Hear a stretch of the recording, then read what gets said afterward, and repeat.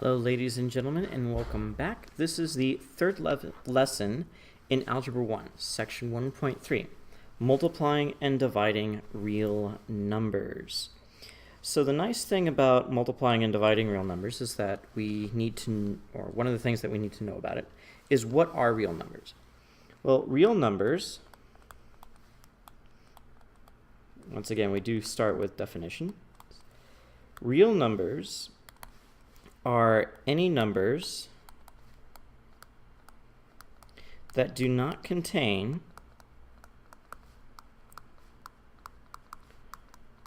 imaginary numbers.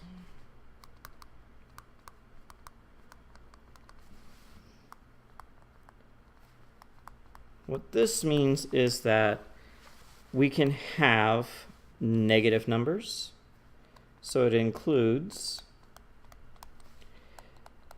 negative numbers, fractions, irrational numbers,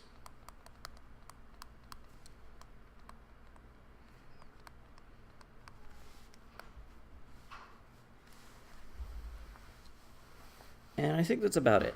Oh yeah, integers, etc., etc. Rational numbers,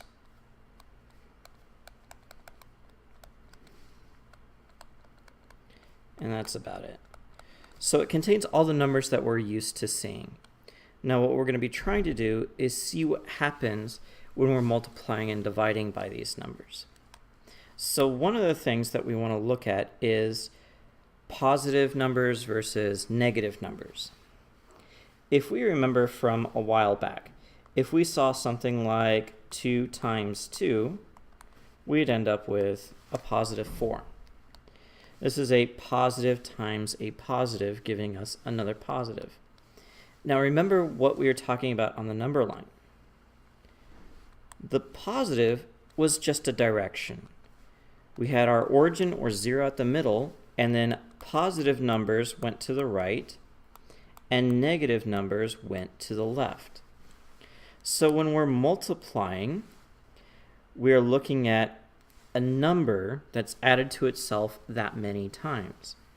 So if I'm looking at something like negative 4 times 3, we'd be saying, okay, this is really negative 4 plus itself 3 times. So a negative, negative, negative means that I would be going to the left all 3 times. So in the end, I'll end up with a negative number. And that negative number would be 4 plus 4, which is 8, plus 4, which is 12. Just happens to be the same thing as 4 times 3. So when we look at these, a positive times a positive gives us a positive. A negative times a positive gives us a negative. But what happens if we have a positive times a negative? Well, again, we can use the same numbers. 3 times negative 4. And that's the same thing as negative 4 plus negative 4 plus negative 4, which is, again, negative 12. So far, everything seems to be fine. Everything's okay.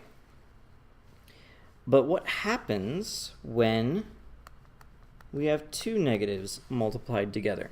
What happens if I have something like negative 2 times negative 4? Well, we know before that we would take the negative number and then we'd add it to itself as many times as our other integer was telling us. But in this case, they're both negative. So what does that mean?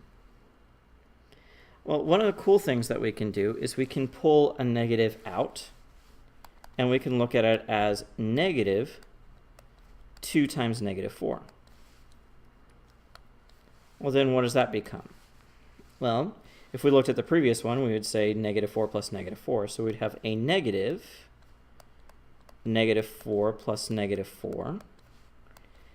And when we do that, we would have a negative -8. But what does a negative mean on our number line? Well, one way that we can look at negative numbers, besides just being something that goes to the left, is that every time you see a negative number, you change the direction you're going. So if we started with a positive, we would start going to the right. But then if we multiply it by a negative number, instead of going to the right, suddenly we're going to the left. And if we multiply by a negative again, what do you think we're going to do? Well, we're going to change direction again. And what direction are we going? Yeah, we're going into the positive direction. So when we're looking at these, a negative times a negative is a positive. So a negative times a negative is a positive. Remember that. A negative times a negative is a positive. Why? Well, because on the number line, positive means go to the right. Negative means change your direction. So if you change your direction twice, you end up going back in the same direction you started, which was the positive direction. So a negative times a negative is a positive.